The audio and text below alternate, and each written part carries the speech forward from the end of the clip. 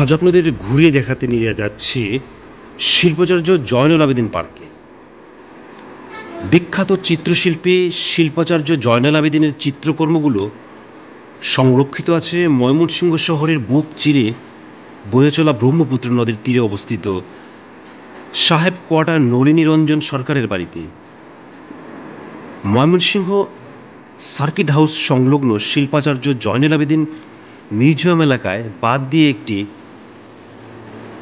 Park নির্মাণ করা হয়েছে। আপনারা ভিডিওতে সেই পার্ক দেখছেন, আর এই পার্কটি শিল্পাচার্য জয়নুল আবেদীন পার্ক নামে পরিচিত।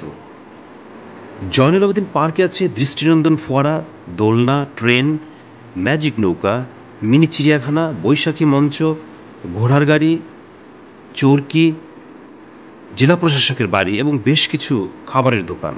আর নদীতে ঘুরে বেড়ানোর জন্য রয়েছে সারি সারি নৌকা। একদিকে যেমন জয়নুল আবেদীন সংগ্রহশালার বিখ্যাত সব ছবি দেখার সুযোগ মিলে, অন্যদিকে সবুজ প্রাকৃতিক পরিবেশের মুগ্ধতায় কিছুটা সময় কাটানো যায়। আপনারা শিল্পাচার্য জয়নুল আবেদীন পার্কের বিভিন্ন অংশ দেখছেন।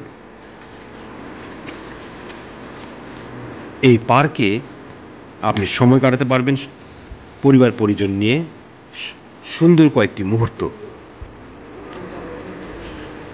শিল্পাচার্য জয়নুল আবেদীন পার্কে প্রবেশ করতে কোনো প্রবেশ ফি দিতে হয় না, তবে মিউজিয়ামে প্রবেশের জন্য প্রাপ্তবয়স্কদের জন্য 20 টাকা এবং শিশুদের জন্য 10 টাকা দিয়ে টিকিট সংগ্রহ করতে হয়।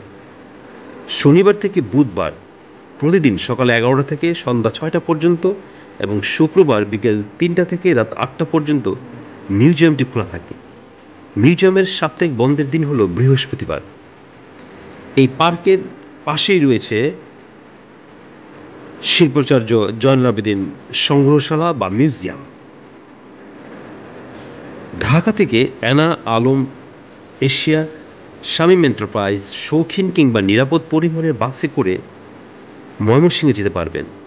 ঢাকা থেকে ময়মনসিংহে যেতে 2.5 থেকে 3 ঘন্টা সময় লাগে। ঢাকা থেকে ট্রেনেও ময়মনসিংহে আসা যায়। ঢাকা থেকে ট্রেনে ময়মনসিংহ ভ্রমণ করতে চাইলে তিস্তা এক্সপ্রেস সকাল 7:30টায়, মোহনগঞ্জ এক্সপ্রেস দুপুর 1টা 15 মিনিটে, যমুনা এক্সপ্রেস বিকাল 4টা 45 মিনিটে, ব্রহ্মপুত্র সন্ধ্যা 6টা 15 এবং হাওড়া এক্সপ্রেস রাত 10টা 15। এইসব ট্রেনের যে কোনোটায় আপনার সময় ও পছন্দ মতো ট্রেনে সরাসরি ময়মনসিংহে যেতে পারবেন। শ্রেণীভেদে ভাড়া 250 থেকে 300-র মধ্যে পড়বে। যেতে সময় লাগবে 3 ঘন্টা থেকে 4 ঘন্টা।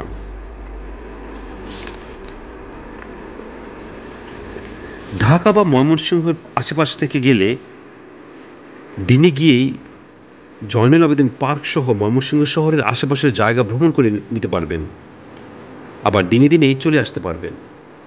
তাই রাতে থাকার প্রয়োজন নেই। তবে যদি আপনাকে রাতে থাকতেই হয়, তবে ময়মনসিংহ শহরে ভালো মানের আবাসিক হোটেলের মধ্যে hotel Amir international, hotel Al Hera, hotel Mostafiz, silver castle, river palace উল্লেখযোগ্য। আর মাঝারি মানের হোটেলের মধ্যে হোটেল আসাদ, ইশাখা এবং নিরালাতে রাত্রি যাপন করতে পারবেন। আপনি ওয়েবসাইটে প্রয়োজনীয় তথ্য এবং ঠিকানা পাবেন। ময়মনসিংহে ভালো মানের হোটেলের মধ্যে সারিন্দা, হোটেল খন্দকার, ধানসিঁড়ি, 7-11, হোটেল মিনার, রোম 3 এবং ময়মনসিংহ প্রেস ক্লাব ক্যান্টিন উল্লেখযোগ্য। এছাড়া সময় সুযোগ থাকলে ময়মনসিংহের ঐতিহ্যবাহী মালাইকারি, গুড়ের সন্দেশ এবং কৃষি বিশ্ববিদ্যালয়ের খাঁটি দই খেয়ে দেখতে পারেন। শিল্পাচার্য জয়নুল আবেদীন পার্ক ও জাদুঘর দেখা ছাড়াও আপনার হাতে সময় থাকলে ময়মনসিংহ শহরের ভিতর Shashi lodge, Alexander castle, Mymensingh জাদুঘর, বাংলাদেশ কৃষি বিশ্ববিদ্যালয় ঘুরে দেখতে পারেন। আপনারা ভিডিওতে ময়মনসিংহে অবস্থিত জয়নুল আবেদীন পার্কের বিভিন্ন লোকেশন দেখছেন। সময় এবং সুযোগ পেলে অবশ্যই এই দৃষ্টিনন্দন এবং প্রাকৃতিক পরিবেশে গড়ে তোলা এই পার্ক আপনার বিনোদনের মাধ্যম হতে পারে। পরিবার পরিজন নিয়ে কয়েকটি সুন্দর মুহূর্ত আপনি কাটাতে পারেন। দেখতে পারবেন জয়নুল সংগ্রহশালা, পাশাপাশি শহরে রয়েছে বিপুনি পার্ক, যেটি ময়মনসিংহ জেলা শহরের প্রাণকেন্দ্রে ব্রহ্মপুত্র নদীর তীরে অবস্থিত বিপিন পার্ক প্রায় 200 বছরের পুরাতন এক ঐতিহ্যবাহী বিনোদন কেন্দ্র। বিপণী পার্ক, জয়নুল সংগ্রহশালা, শশী লজ